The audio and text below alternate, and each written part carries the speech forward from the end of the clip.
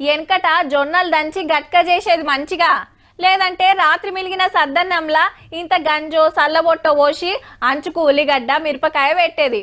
పొద్దుగాల గదే నాస్తా మస్తు కమ్మగుంటుండే. పోరలను మబ్బుల్నే లేపి 100 బస్కీలు తీపిచ్చేది. ఇప్పుడంటే ఇంటింటికి నల్లాలు గాని బిందెలతోని నీళ్లు మోసుకొచ్చేది. అప్పుడు ఫోన్లు లేవు, గ్రౌండ్లో ఆడుకునేది.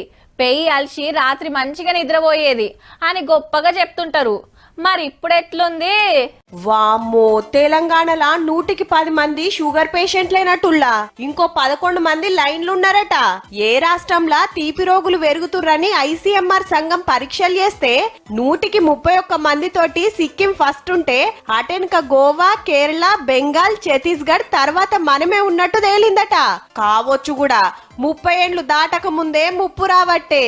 బాగా రిఫైన్డ్ ఫుడ్స్, పాలిష్డ్ రైస్ కానివ్వండి, మైదా కానివ్వండి, processed and ultra process foods, బాగా షుగర్ ఎక్కువ ఉండే పదార్థాలు తీసుకోవటం. సున్నం రుద్దినట్టే తెల్లగుండే బియ్యం తింటమాయే. మరి ఎంత ఎక్కువ పాలిష్ పడితే అంత లాసు పెయ్యికి.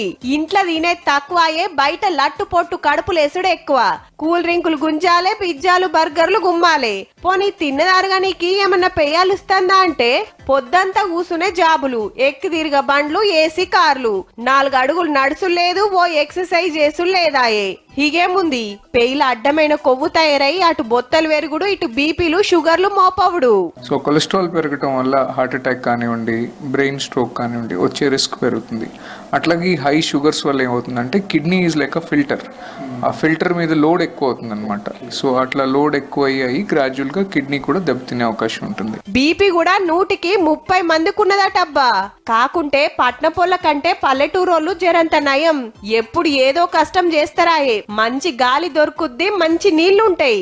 మళ్ళా నిద్రపోవాల్సిన యాళ్ళ ఫోన్ల పొంకణాలు పెట్టి అట్లా కొంత ఆగం చేసుకుంటుర్రట.